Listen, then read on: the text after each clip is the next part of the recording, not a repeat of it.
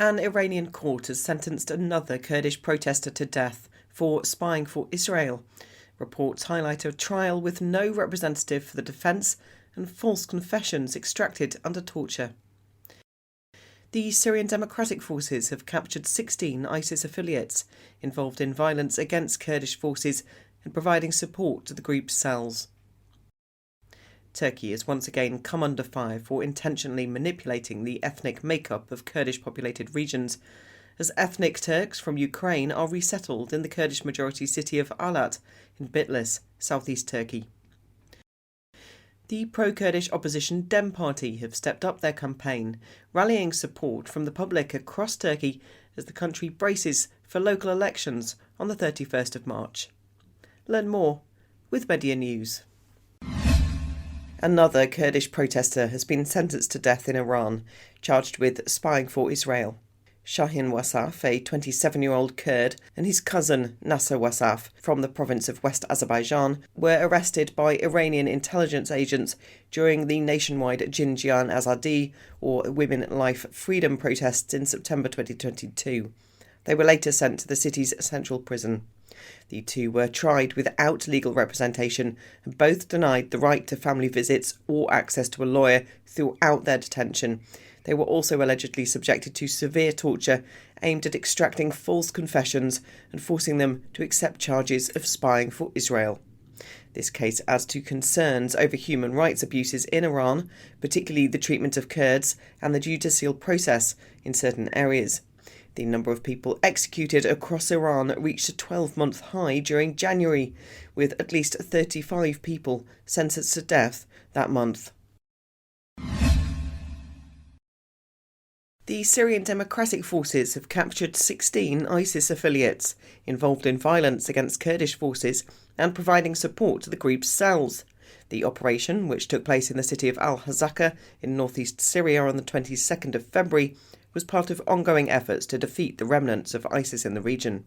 In a statement on Sunday, the Syrian Democratic Forces said that they had started investigations and interrogations of the detained individuals, indicating a proactive stance in intelligence gathering with the aim of further dismantling ISIS networks. They reiterated a commitment to the eradication of ISIS, reflecting a determination to address the threat posed by the group, an ongoing threat despite the territorial defeat of the terrorists in March 2019. Meanwhile, a landmine laid by ISIS exploded in the Raqqa desert on Sunday, killing 14 truffle hunters and injuring 8 more. The US-led global coalition and Syrian Democratic Forces fighters regularly conduct joint operations against ISIS cells to rid the region of the group's destructive influence. However, the local Syrian Democratic Forces, a key player in the fight against ISIS, faces challenges on multiple fronts, including Turkish military actions that only serve to hinder the anti-ISIS operations. The Turkish state is facing criticism for manipulating the demographic structure of Kurdish-populated regions by settling ethnically Turkish Makhijyan families from Ukraine in the Kurdish-majority city of Alat in Bitlis, southeast Turkey, part of a long-standing policy perceived as aiming to change the demographic makeup of these areas.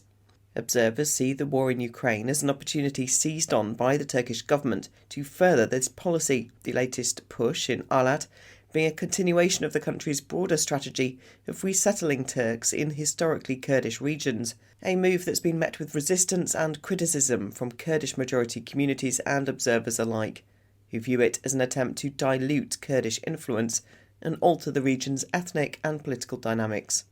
Hussein Öcalan, an MP from the pro-Kurdish People's Equality and Democracy Party, brought the issue to the forefront of the Turkish parliament. Öcalan drew attention to the environmental and demographic implications of the resettlements, questioning the accelerated passage of urban planning approvals without a thorough review or discussion in sub-communities. The recent resettlement has involved approximately 703 individuals from 218 families, previously housed in a temporary accommodation centre in Elazığ. In the run-up to Turkey's 31st of March local elections, the pro-Kurdish opposition People's Equality and Democracy Party has stepped up campaign efforts, engaging with the public across the country.